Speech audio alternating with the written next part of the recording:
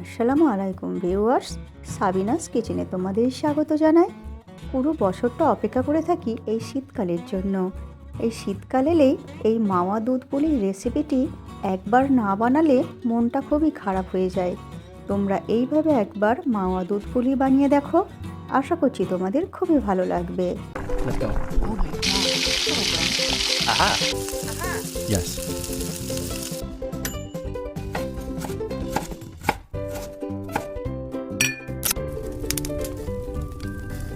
Wow. Thank you. আমি কড়াই বসিয়ে আমি নারকেল দিয়ে দিচ্ছি।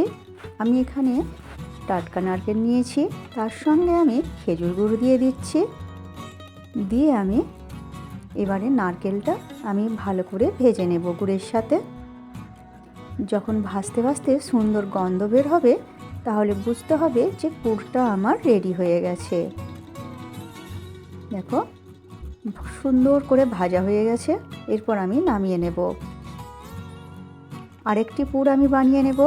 আমি এখানে 2 লিটার দুধের থেকে আমি 1 কাপ দুধ আমি এখানে নিয়ে নিয়েছি। তাতে একটা এলাচ থেঁতো করে দিয়ে দিচ্ছি। দিয়ে এখানে আমি 200 গ্রাম এই খোয়া ক্ষীর আমি এইভাবে কুড়ে নিয়েছি। কুড়ে নিয়ে এতে দিয়ে দিলাম। দিয়ে এবার মিশিয়ে নিয়ে এবারে অল্প করে খেজুর গুঁড়ো দিয়ে দিচ্ছি, মিষ্টি অল্প করে মিষ্টি হওয়ার জন্য। এরপর আমি ঘন ঘন নাড়তে থাকবো। ঘন ঘন না নাড়লে তলা ধরে যাবে, পুরটা পড়ে গেলে তলাটা ধরে গেলে পুরের টেস্টটা নষ্ট হয়ে যাবে। ঘন ঘন নেড়ে এইভাবে আমি ঘন করে নেব। যখন এইভাবে ঘন হয়ে যাবে তখন আমি নামিয়ে নেব। ঠান্ডা হলে পুরটা আরও বসে যাবে। এরপর ওই কড়াইতেই আমি যেই বাটির মাপের আটা নেব সেই বাটির মাপেই আমি 1 বাটি পানি দিয়ে দিচ্ছি। পানি ভালো করে ফুটে উঠলে আমি ওই 1 বাটি আটা দিয়ে দিলাম। দিয়ে এরপর আমি নেড়ে দেব ভালো করে। এই অবস্থায় যদি তোমাদের পানির প্রয়োজন হয়, যদি আটাতে ভালো করে না পানি হয়, তখন তোমরা ফুটন্ত পানি এর ওপর ছড়িয়ে দিতে পারো, দিলে ঠিক হয়ে যাবে। এরপর আমি আবার ভালো করে নেড়ে নিচ্ছি। নেড়ে নিয়ে চুলা বন্ধ করে দেব। এরপর আমি নেড়ে চেড়ে একটু ঠান্ডা করে নিচ্ছি। ঠান্ডা করে নিয়ে এরপর আমি নর্মাল ঠান্ডা পানি দিয়ে এভাবে ছড়িয়ে ছড়িয়ে হাত দিয়ে আমি মেখে নেব ভালো করে। তোমরা একবার এইভাবে মাওয়া পুলি বানিয়ে দেখো, এত দারুণ হয় খেতে যে তোমরা বাকি সমস্ত দুধ পুলির টেস্ট ভুলে যাবে। এইভাবে পানি দিয়ে দিয়ে আমি আটা ভালো করে মেখে নিচ্ছি। আমার রেসিপিটি তোমাদের এই পর্যন্ত পছন্দ হলে একটা লাইক করে দিও। পরবর্তী রেসিপি কী পেতে চাও সেটাও কমেন্ট করে জানিও। এরপর আমি একটা থালাতে তুলে নিয়ে ভালো করে আবার মেখে নিচ্ছি। নিয়ে আমি ভাগ করে নিচ্ছি। নিয়ে এরপর আমি লম্বা করে নেব। আমি এখানে তোমাদের অল্প করে বানিয়ে দেখাচ্ছি। এইভাবে ছোট ছোট করে আমি আটার লেচি নিয়ে নিচ্ছি আটা থেকে কেটে। এরপর কেটে তোমরা যদি বড় সাইজের পুলি পিঠে বানাতে চাও তাহলে বড় সাইজের লেচি নেবে।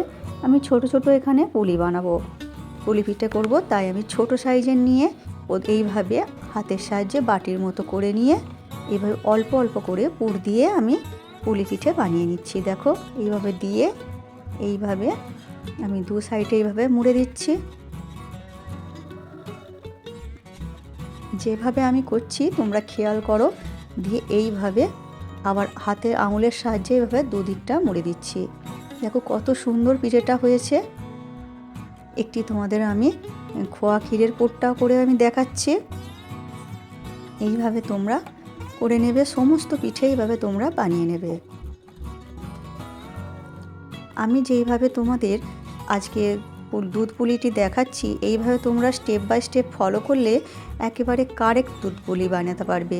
এইভাবে করলে পুলি পিঠেগুলো ভেঙেও যাবে না। দেখো এইভাবে আমি খোয়া ক্ষীরের পুরটাও তোমাদের দেখালাম। বেশি পুর দেওয়া যাবে না, দিলে মুখটা মোড়া যাবে না, ফেটে বেরিয়ে যাবে। তার মধ্যে তোমরা পুরটা দিয়ে নেবে, কম বেশি করে দিয়ে নেবে। এইভাবে সমস্ত বানিয়ে নেবে। একটি হাঁড়িতে আমি পানি ফুটতে দিয়েছি। ভালো করে ফুটে উঠলে এইভাবে জালিওয়ালা একটি থালা নিয়েছি। তাতে আমি তেল বুলিয়ে নিয়েছি। তেল বুলিয়ে নিলে পিঠেগুলো চিটিয়ে যায় না। এরপর আমি পিঠেগুলো দিয়ে এবারে ভাপিয়ে নেব, 15 মিনিট ভাপিয়ে নেব। আমি এখানে অর্ধেক নারকেলের পুর দিয়েছি, অর্ধেক খোয়া ক্ষীরের পুর দিয়েছি, দিয়ে আমি পুলি পিঠেগুলো বানিয়ে নিয়েছি। এরপর ঢেকে আমি সেদ্ধ হতে দেব 15 মিনিট। দেখো সেদ্ধ হয়ে গেছে। আরেকটি ব্যাপার, যদি তোমাদের পিঠেগুলো আটকে যায়, পানি ওর ওপর ছড়িয়ে দেবে, তাহলে ঠিক হয়ে যাবে, ছেড়ে যাবে পিঠেগুলো। এরপর 2 লিটার দুধের যে বাকি অংশটা, তাতে আমি কড়াই দিয়ে 2টো এলাচ থেতো করে দিয়ে দিচ্ছি। ওতে অল্প করে লবণ দিচ্ছি স্বাদটা ব্যালেন্সের জন্য। যে কোনো মিষ্টি ডেজার্টে তোমরা অল্প করে লবণ দেবে, দেখবে মিষ্টির স্বাদটা খুবই ভালো লাগবে খেতে।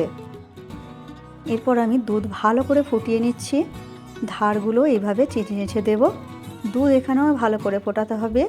আমি কিছুটা আটা এইভাবে চুষি পিঠের মতো করে নিয়েছি, হাতে পাক দিয়ে অল্প করে ওটা করে দিয়েছি আমি, দিয়ে ওটা দিয়ে দিলাম। দিয়ে আমার খোয়া ক্ষীরের যে পুরটা আমি কিছুটা রেখে দিয়েছিলাম দুধে দেওয়ার জন্য, খোয়া ক্ষীরের পুরটা আমি এর দুধের সঙ্গে মিশিয়ে দিচ্ছি। এই খোয়া ক্ষীরের পুরটা দিলে এর স্বাদটা খুবই ভালো হয়। আর এখানে আমি খাঁটি খেজুর গুঁড়ো দিয়ে দিচ্ছি। খেজুর গুড় অনেকে দুধ ফেটে যায় গুড় দেওয়ার সঙ্গে সঙ্গে, তোমরা খেজুর গুড় ফুটিয়ে নিয়ে তারপরে দুধে দেবে, দেখবে দুধ ফাটবে না। যতটা তোমরা মিষ্টি প্রয়োজন ততটা গুড় দিয়ে দেবে। এরপর আমি সেদ্ধ করা পুলি পিঠেগুলো দিয়ে দিচ্ছি। এইভাবে সেদ্ধ করে যদি পুলি পিঠে তোমরা দাও, তাহলে পুলি পিঠে কখনোই ভাঙবে না। এই স্টেপগুলো তোমরা যদি ফলো করো, তাহলে পুলি পিঠে খুবই দারুণ হবে। এরপর আমি 2 চামচ চালের আটা এইভাবে পানিতে গুলে আমি দিয়ে দিলাম। দিয়ে এরপরে আমি 10 থেকে 15 মিনিট আমি ফুটিয়ে নেব কম আঁচে। মিষ্টিটা তোমরা কম বেশি করে নিও। এই রকম নামিয়ে নেব। এরপর ঠান্ডা হলে এটা এই রকম ঘন হয়ে যাবে। এভাবে তোমরা এবারে ঠান্ডা হলে পরিবেশন করো। আমার রেসিপিটি ফেসবুক থেকে দেখলে ফলো করে দিও, ইউটিউব থেকে দেখলে সাবস্ক্রাইব করে পাশে থেকো। আমার রেসিপিটি শেষ পর্যন্ত দেখার জন্য তোমাদের অনেক অনেক ধন্যবাদ রইল।